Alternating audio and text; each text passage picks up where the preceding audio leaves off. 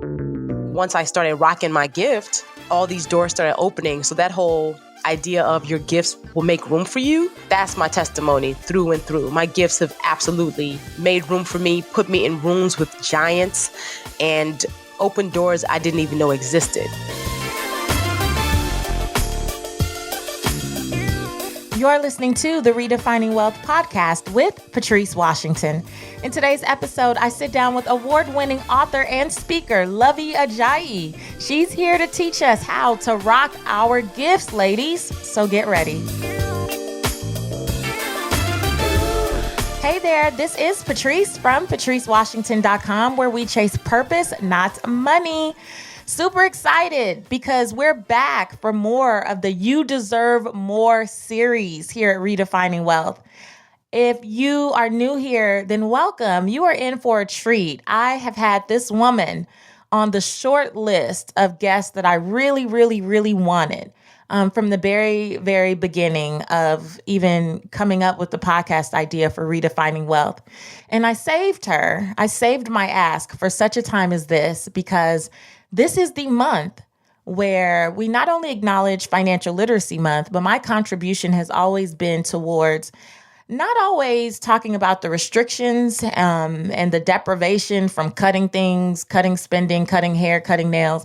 I've always looked at more than the outgo, what is the income? Because I've always believed in abundance. And I haven't been one of those people who's like, let's spend 10 hours on a Sunday cutting coupons. I'm like, let's spend 10 hours focused on our gifts, because once we get really clear about what those are and how to monetize them, sky's the limit. And so when I created the Earn More Money movement a few years back, it is in response to Women's Equal Pay Day. And for those of you who are not familiar with Women's Equal Pay Day, that was on April 10th. And it basically signifies the day and the year when the average woman finally makes what her male counterpart made December 31st the year before. And that's a problem. That is a problem. That means essentially, ladies, you're working an extra 3 months to get the same amount of money in a year that your male counterpart gets. And I know that industries need to change. I know that legislation needs to change. I know that there's a lot of things that need to change. But I also have always believed that we need to do our parts, because that's how we take our power back. When we can stand up and say enough is enough, and this is what I'm personally going to do to impact my personal economy, then that's when real change, I believe, starts to shift. And I want us to be the true writers of our destiny. I really do. And so in the Earn More Money movement, which you can find at iwillearnmore.com, we have 5 principles in particular that we really focus on. The first is about facing your fears. We talked about that last week with Doreen Rainey, who was phenomenal. Then there's rock your gifts, establish your value, negotiate like a ninja, and maximize your money maker. And so this month on the podcast, the series is all about You Deserve More. And I really wanted to invite women who I feel embody these principles in their daily work. Just from watching them online or from knowing several of them in person, I wanted to really showcase women who, it's not easy. It's definitely not easy to do this stuff, but it's necessary. And so today we're talking about Rock Your Gifts with Luvvie Ajayi, who I have admired for years. And she's blown up considerably in the last year and a half or 2 years. She has been out here doing the work and owning her gifts for some time now. You're going to love this interview because she really shares that it's a journey. And I know that sometimes it's hard to embrace the gifts because they come easily to us. And so we take them for granted. So I want you to hear Luvvie's story and how she's evolved and how she's really emerged as a leader in this space. Lots of great takeaways. So I'm not going to keep you from it. I'll be back on the backside so we can talk a little bit more about it. But get ready and take some notes. This might be one that you have to listen to a few times. Luvvie Ajayi is an award-winning author, speaker, and digital strategist who thrives at the intersection of comedy, technology, and activism. Her debut book, I'm Judging You, The Do Better Manual, was an instant New York Times bestseller. The 15-year blogging veteran uses her blog awesomelyluvvie.com to cover all things pop culture with razor-sharp commentary and wit. And she recently launched a podcast called Rants and Randomness, where she shares her most pressing rants, raves, and faves while interviewing some of the most interesting people you know. She has interviewed bosses like Oprah Winfrey, Shonda Rhimes, and much more. And she was even selected to Oprah Winfrey's inaugural Super Soul 100 list. So we are in for a treat right now. Without further ado, here's Luvvie.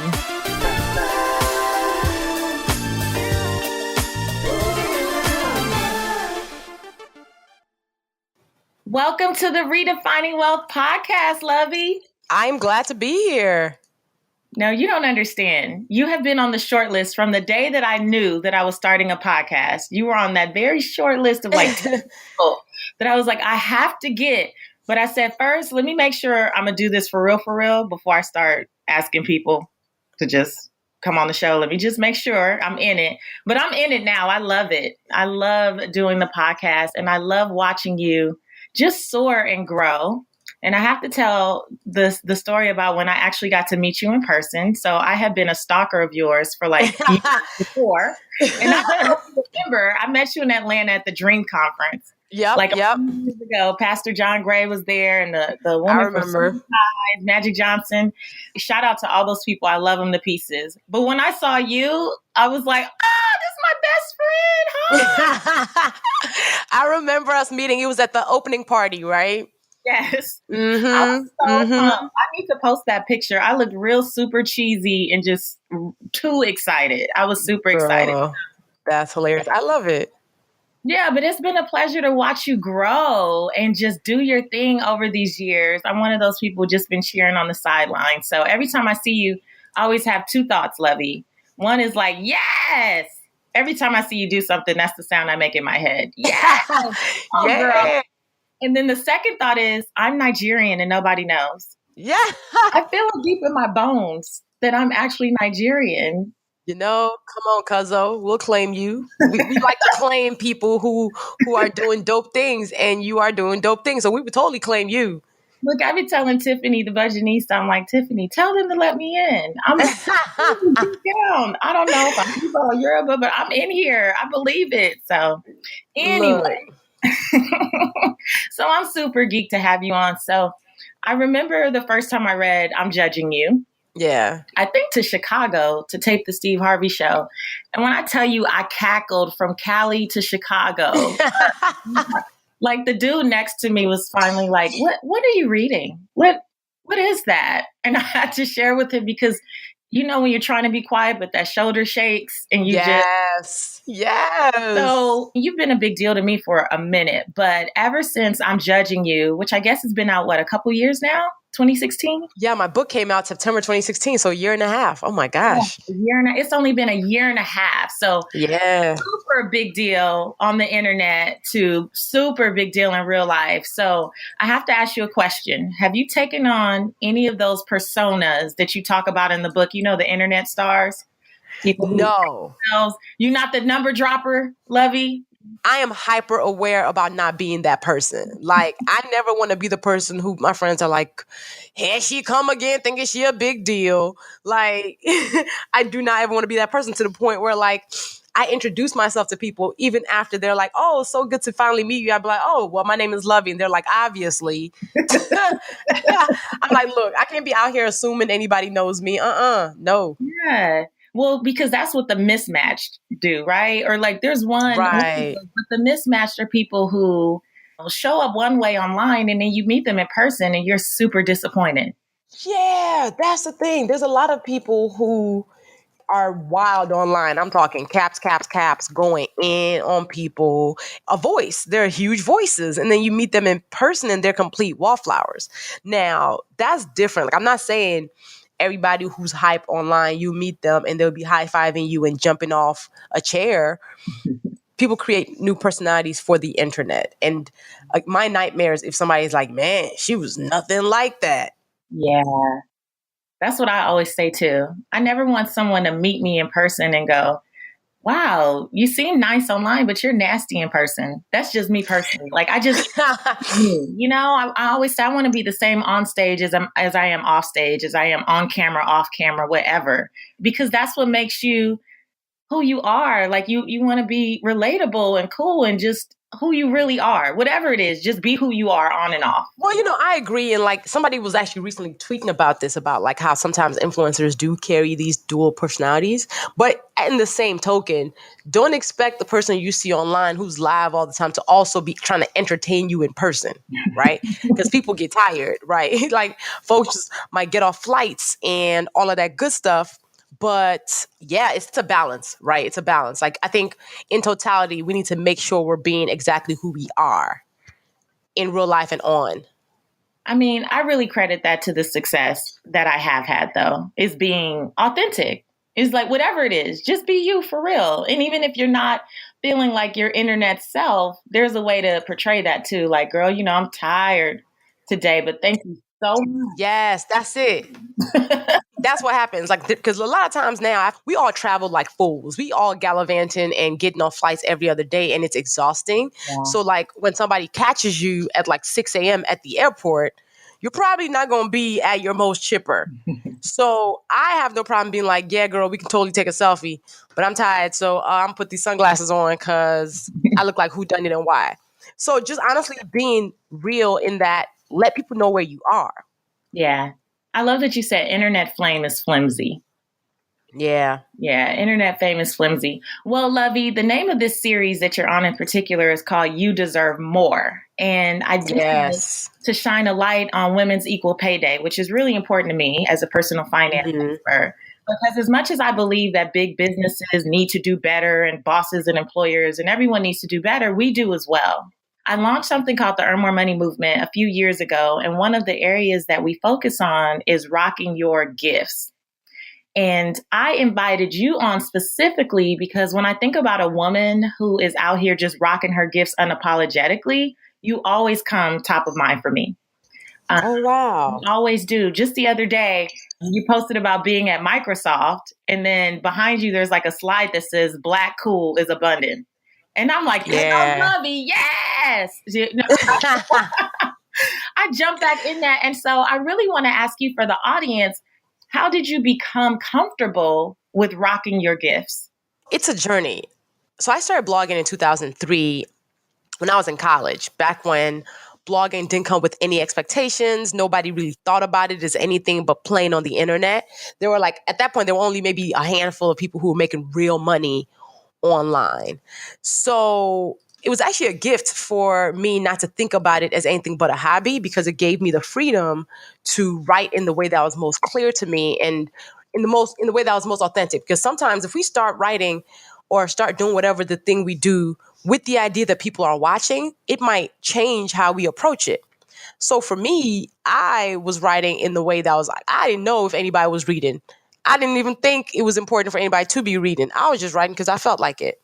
But calling myself a writer took a while because I didn't see myself as a writer in the vein of like people like the Toni Morrisons and the J.K. Rowling. So I kind of fought it tooth and nails, the idea of being a writer, because I didn't see a version of it. But it took me, 9 years after I started blogging to actually call myself a writer and embrace my gift after I couldn't deny it any longer. I had to finally be like, you know what? You do have this thing that a lot of people don't have, which is the ability to write in a way that connects with people. It makes them think, it makes them laugh. They get to see what you see in the world in the way that you see it when you put it on paper. So yeah, that is a gift. And I think once I started rocking my gift, all these doors started opening. So that whole idea of your gifts will make room for you, that's my testimony through and through. My gifts have absolutely made room for me, put me in rooms with giants, and opened doors I didn't even know existed. Yeah. But what was like the defining moment, though, where you were like, I'm a writer? I'm a writer. It wasn't one moment. It took me a while. Again, I'm stubborn. I'm ridiculous. Now, I was doing marketing and digital communications. That's what my professional background is on. So I thought that was what I'm supposed to be doing strictly, not understanding you're supposed to be doing that and more. But I think 2012 is when I finally said I'm a writer. And it wasn't a moment as much as the totality of the year and kind of me reflecting on my journey that had me be like, okay, girl, you're a writer. In 2012, I got to do press coverage at the Academy Awards on the red carpet and backstage. Most people who do press at the Academy Awards get access to the red carpet and they have to go home after that. I got access and I got to go backstage, which is huge. And a lot of these outlets are like $1 million ones. And here I am, awesomely Luvvie, in this room. And then that same year, Scandal started. My blog kind of blew up from there. And then I just realized, you know what? You've been doing this thing for 9 years. More and more people are loving it. People tell you every day how their words impact them. Who are you to keep denying this? You are a writer. Who are you to keep denying this? I think that's what happens to so many of us when we finally embrace our gifts, because for so long we take it for granted because it comes to us naturally. Yes. Oh, everybody does this. Anybody. Yes. And then you're like, wait a minute. Yep. That's not true. That's exactly what I thought. Here's the thing. Human nature is so used to struggle. We're so used to having to fight for everything that the things that come easy to us, we question.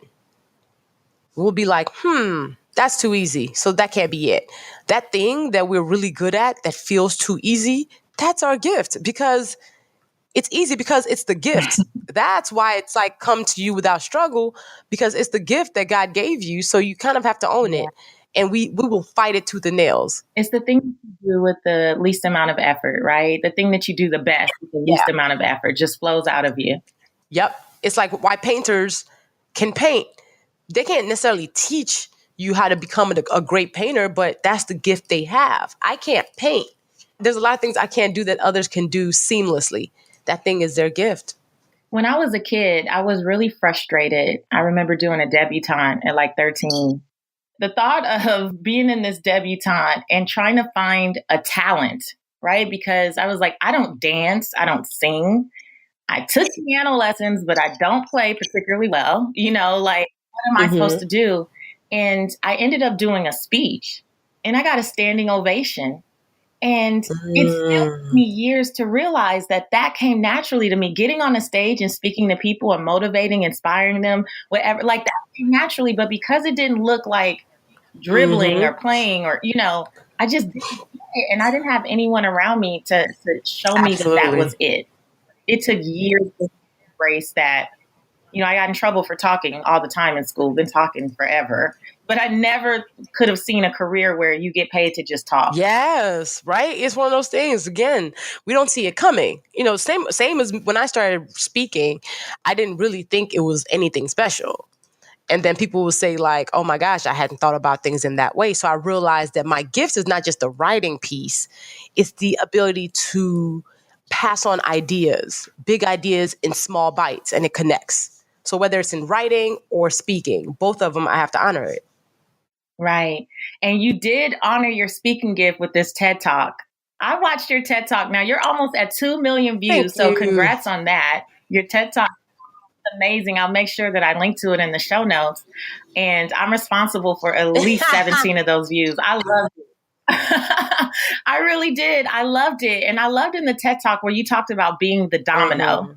And basically using your gifts, speaking and writing, to really speak up and do the things that are difficult, get comfortable doing some uncomfortable things. So can you kind of talk about what it means to be the domino? So my TED Talk, which is called Getting Comfortable with Being Uncomfortable, I wanted to kind of shake people out of their idea of comfort as a way of life and realizing that we can't afford comfort, essentially, if we want to make the world better. So I use the idea of being a domino because I always think about when I want to write about something that feels tough, that I'm like, ooh, am I sure I want to say this? Am I sure I kind of want to take this hit if it's something that's not a simple statement that might generate controversy?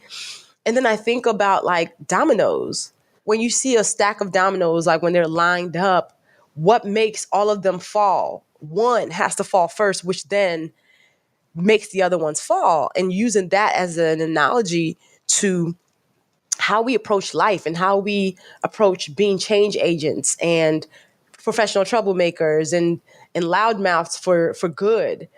We have to challenge ourselves to constantly be the domino, to constantly be the person who decides to step out when everybody else is being quiet. Because a lot of times we just need that one person, because that one person will inspire others to also step out and be like, you know what, I'm going to say something. I loved during the TED Talk, you said being the domino doesn't mean that you're fearless. Yeah. And I think that's where we get it twisted, especially, with this whole earn more money thing. For me, one of the things that I know from working with so many women is that, yes, they want more. Yes, they know they need to earn more to pay student loans or to do whatever it is they need to do. But they always say, well, I'm not strong enough, or you're fearless. And I'm like, no, I'm not fearless. There's fear. I just feel like I don't have a choice but to keep pushing forward.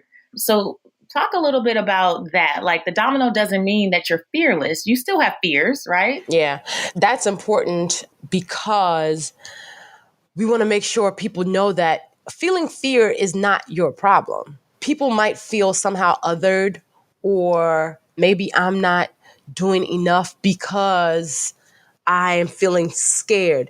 It's okay to feel scared. It's absolutely okay to feel scared. But what happens is those of us who are shaking the table a little bit, it's not that we're not scared. We're petrified.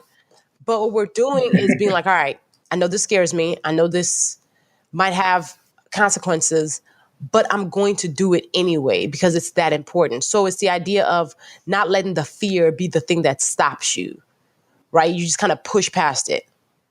Yeah, there's a quote, and I'm judging you, where you say, when our voices shake, that's when the words need to be heard the most. I love that. When our voices shake, that's when the words need to be heard the most. So, Luvvie, I can only imagine then you had your run-in with kind of being the domino to talk about the gender pay gap in the conference industry. Yeah. Speaking, I don't know if it was last year or the year before, but that was kind of a big shakeup. Yeah, like there was a lot going on around that. Can you kind of talk about that experience? So as a professional speaker, I've been on stages for the last 7 or 8 years doing this thing, talking about branding, blogging, entrepreneurship, race, just a variety of topics. And also I'm in tech. I basically dabble in like multiple industries at the same time. So each talk that I give is completely different from the last. So last year I get an email from a conference in Amsterdam, a tech conference in Amsterdam, and they said they wanted to have me come speak. So my manager replies back to them to talk about fee and, handling my accommodations. And they reply back that they don't cover, one, they don't have an honorarium for me. And 2, I will have to cover my own travel and accommodations. Essentially, I will be going to Amsterdam on my own dime to speak at this conference. So I'm a part of a network of women, like top women in business and media and tech.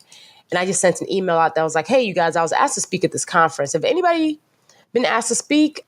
They said they don't have any budget and I'd have to pay my own way, which already I do not do that often. Like I only do that if I need to like donate my time to like a nonprofit and I'm like coming down my pocket because I believe so much in their mission and that they don't have money that I will sometimes donate my time for that.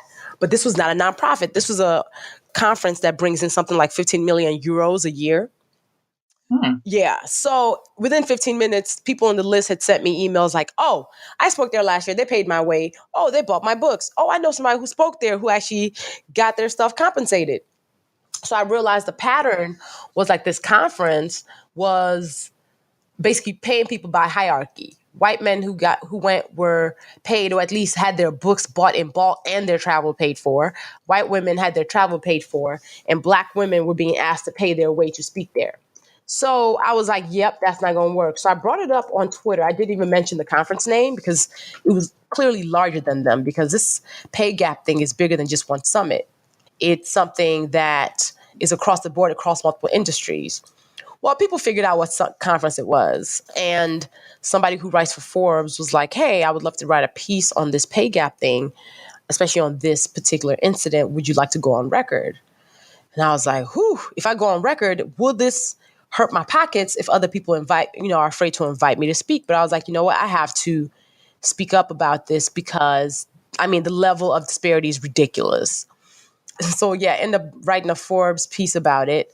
After the Forbes piece came out, I guess the ego of the conference organizers were bruised because they sent an email to me and the Forbes reporter to defend themselves by saying that maybe if it was in a more urban demographic, I could command my fee. Mm. And I was like, wow, talk about a dog whistle email. It was super like, well, essentially kind of being like, yeah, we pay some people, but she's not one we would pay since. So I'm in my head like, wait, y'all came to me.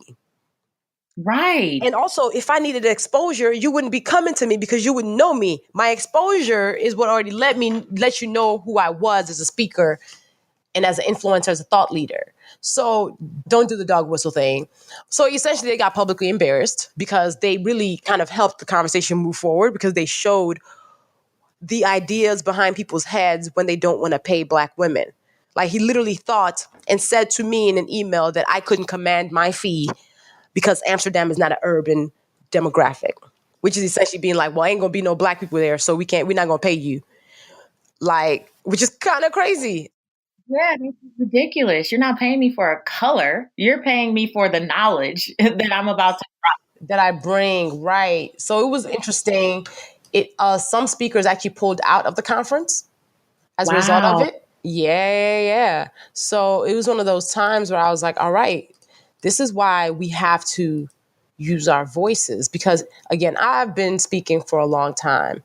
I was like, okay, I'm in the position where I can take a few hits if it means somebody else does not have to take this type of a hit. I can take a few hits. If it's a couple more less speaking engagements, fine. I'm gonna have to deal with that. But it's important to do it. So I didn't take any hits. I mean, last year was actually my most profitable year as a speaker. I had 50 speaking engagements.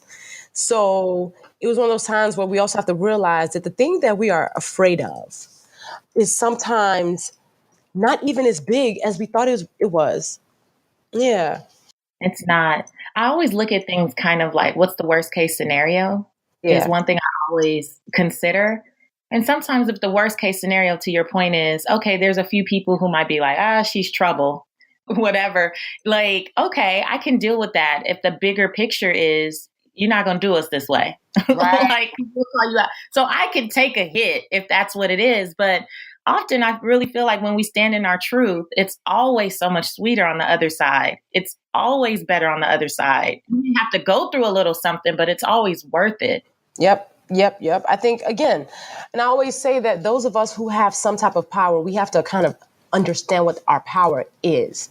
I might be a Black woman, but I do have power in certain spaces because I'm at such a level in my career that I can speak up in ways that other people cannot. I can stand in the gap for people who can't stand up themselves because they don't have the positioning for it. So in those times, yeah, I think it is worth taking a hit to be like, all right, I'm going to say it because somebody else can't. It's the same way if you're like the VP at a company. You might be a Black VP, but an intern who can't speak up for themselves, you might want to speak up for that intern because they can't use their voice in that way. They have more to lose. Yeah. I love in the book that you talk a lot about the responsibility of having a platform.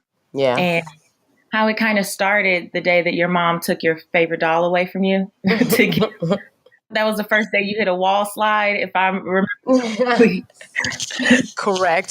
So I would love for you to just share that story and the lesson that you learned from that, because one of the things that I love that you talk about is that a lot of us think that giving back is an option instead of an obligation. And whether you are the intern or the VP, we still all have an obligation to do what we can do. Correct. So kind of unpack that for us. I just remember this moment when I was like 3 and I had this doll that I loved. I mean, I loved it because it looked like a real baby. It was kind of weird in that it looked so real. And it was just my favorite thing. And I remember we had some visitors. The person's daughter was like similar to my age. And she wanted to play with my doll. And I was like, nah, I'm good. Nope. I was like, nah, son. And then, when they were about to leave, my mom takes my doll out of my hand and gives it to the girl.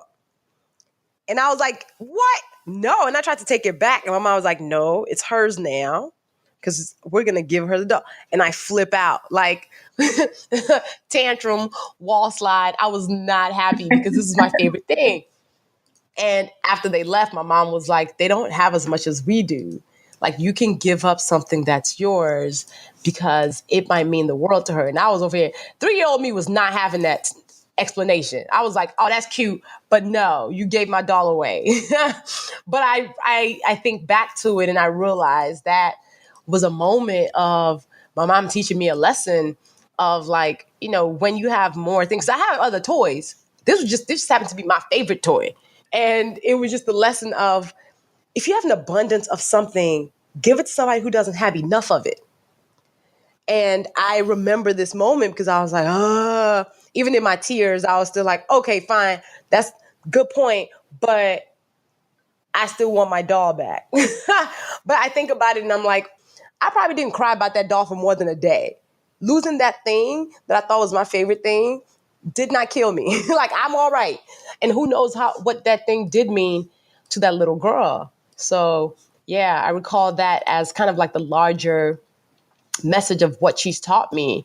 And what I kind of carry with me is that we need to hoard less things to ourselves and pass it around. Because if we did that, the wealth gap in the world would be way less ridiculous. Yeah, absolutely. If we all gave from our abundance instead of trying to hoard. We live in a very me society. And one of the things that we talk a lot about at Redefining Wealth, one of our pillars are the people pillar, and it's about creating relationships that matter.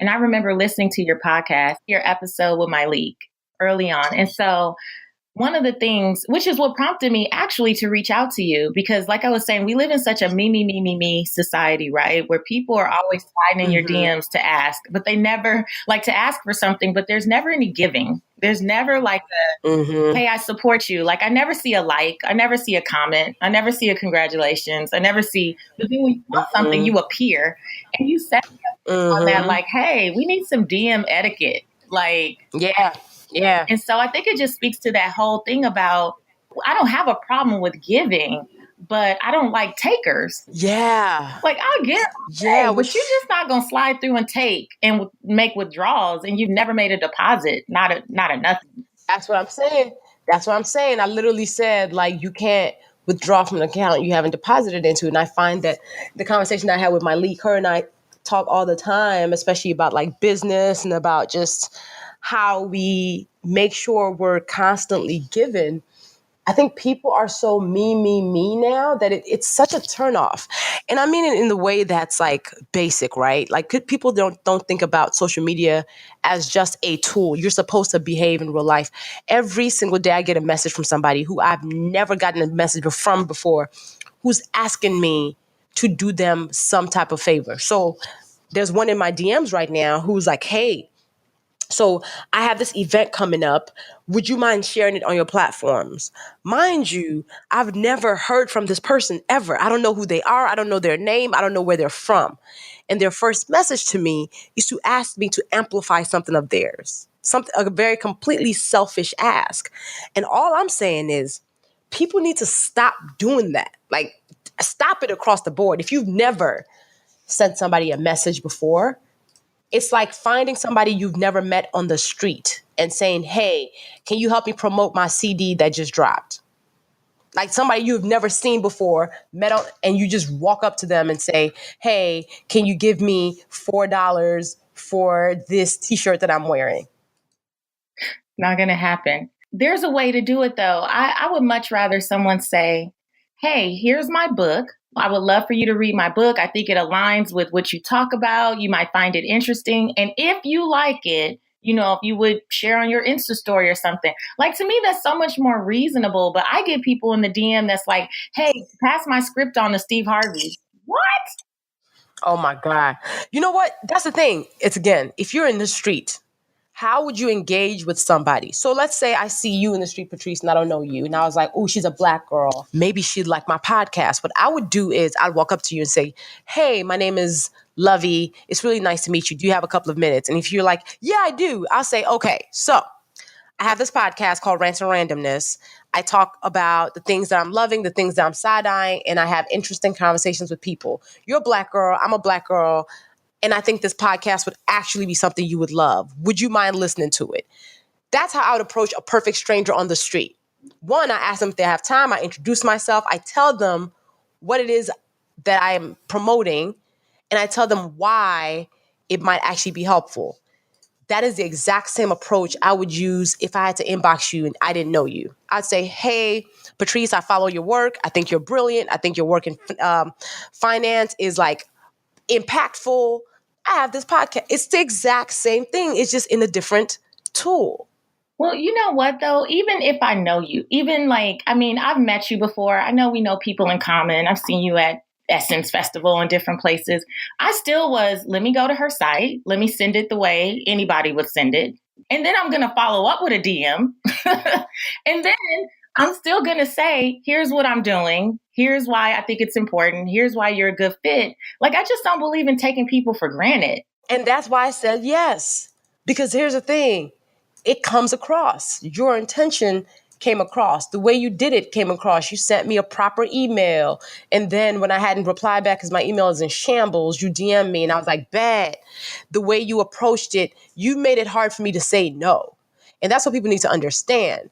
Make it hard for people to say no. And that's what me and Malik were talking about on that episode. We were like, yo, it's how I even talked to Malik when I got on Malik's podcast, because hers is also amazing. See, there's all these Black girls with dope podcasts. How I even got to be a guest was when my book was coming out, and I tell the story in the episode because I totally was like, I deboed my way onto Malik's podcast. When my book was coming out, I was like, yo, I need my friends to help me promote this book.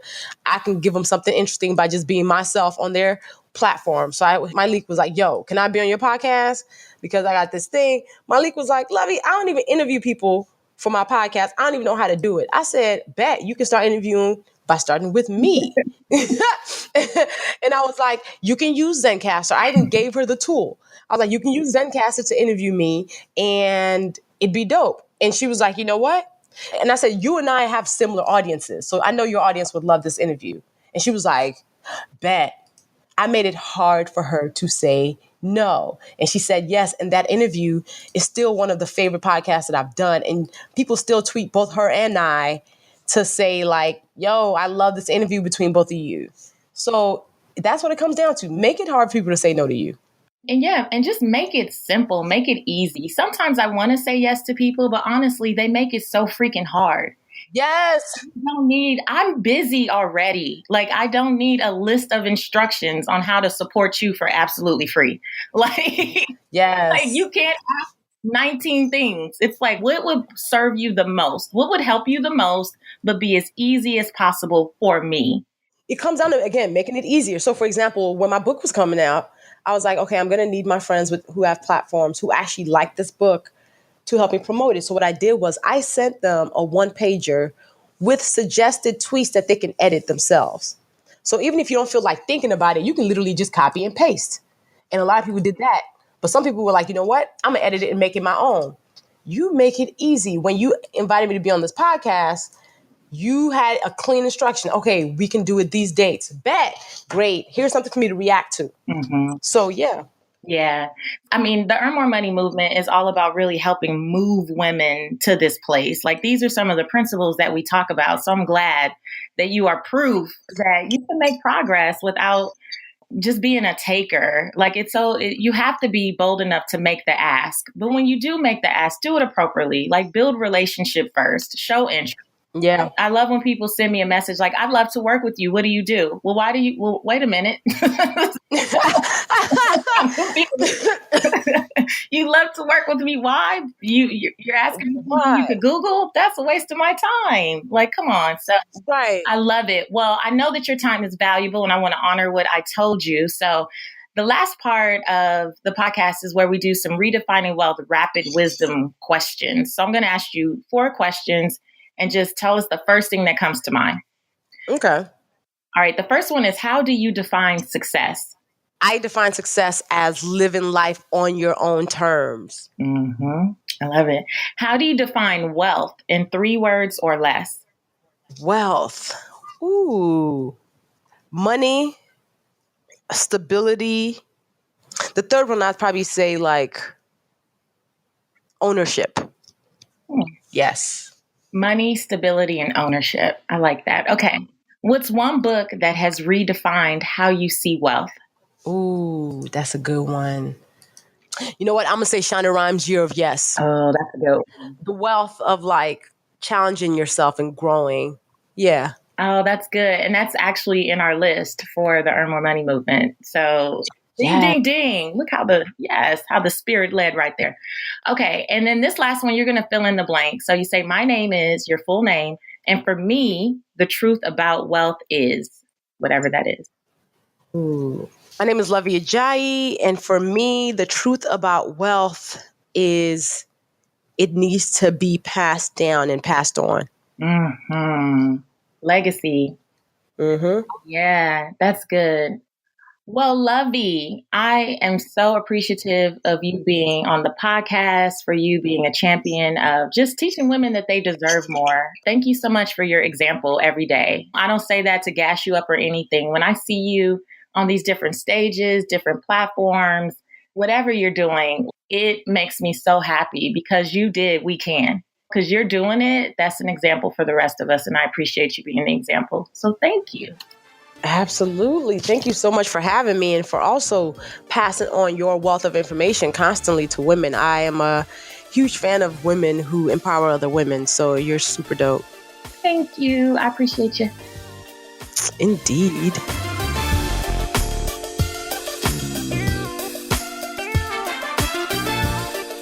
Didn't I tell you that would be good? Oh my gosh. I loved Luvvie. Like, I just do. I think that she is just so genuine, so authentic to who she is, so unapologetic. And that's really my wish and my prayer for all of us, that we can stand in that power of just being comfortable with who we are, getting comfortable with who we are instead of trying to look to or become what we see out there. Just stand in who you are. And I know this was earlier in the episode, but I really do want to just draw attention to the fact that when she started writing, she was just writing. She was just doing what felt good for her. And I think now that we talk so much about monetizing your platform and see influencers and micro influencers getting all these opportunities, it becomes another form of just chasing the money. We're only doing it because we see other people doing it and it's like, oh, I'm going to do it to get that. But once money becomes the end all be all, and I know that this is the Earn More Money movement and I want us to rock our gifts and own our brilliance. So don't misunderstand what I'm saying. But if the only reason you're doing something is for the money, it's not going to be sustainable. It's just not. I really believe that in my heart of hearts, and you can tell me I'm wrong and I can accept it and we can agree to disagree. But the reason that I talk about chasing purpose and not money is Luvvie is a prime example of someone who stands on purpose first. And that's why she's been able to attract 50 speaking engagements in a year, or all of the press, all of the media, because she was authentic to who she really is. And that comes from just owning and embracing your gifts. So I know that you're going to hear all the cool things, and if you already weren't familiar with Luvvie, you are going to start to follow her on social media, as you should, and all of that stuff. But don't look at that and not focus in on the fact that she's just being authentic to who she is. That's so key. It's so key to not just get caught up in the money. Remember, the speaking engagements and the money and everything else that's come, that's the byproduct of her showing up, being herself, and doing the work. And I'm sure creating really great relationships, as we talk about. So shout out to Luvvie. Thank you so much, Luvvie. Make sure you check out Rants and Randomness. I'm going to link to the podcast. She is doing phenomenally well over there, as well as to her TED Talk, to the book, I'm Judging You. Check out all things Awesomely Luvvie, because she's awesome. And if you are new to this world and you want to join the Earn More Money movement, where I am sharing every day a principle, there's 20 in total, that are going to help you use your God-given gifts to earn more and do your part to close the wage gap. Because just as Luvvie took a stand, because there are people coming behind her that needed her to take the stand that she did when she spoke up about the conference that wasn't paying Black women fairly. Like, we all need to do our parts. It doesn't matter who you are. Again, from the intern to the VP, we all need to do our parts. And so when you do your part to stand in your truth and to earn more, rock your gifts and go earn more, then you're helping out another woman who's coming up behind you. You have to know that. So it's your duty. It's your responsibility to not dim your light, but to really shine and rock your brilliance. So join us, iwillearnmore.com. Take the pledge and join us all throughout social media. You can find me at Seek Wisdom PCW. And let's do this thing. Ladies, it's our time. It's our time. We got to keep taking a stand. Who are we not to? Right? Who are we not to? So until next time, next week, I'll be interviewing the fabulous Mickey Taylor, veteran, 30-year veteran from Essence Magazine. She is absolutely incredible. And she's going to talk to us more about what we need to do, how we need to show up so that we can get this money. Until next time, you guys, I'm here to help you live your life's purpose, find fulfillment, and earn more without ever chasing money. Talk to you later.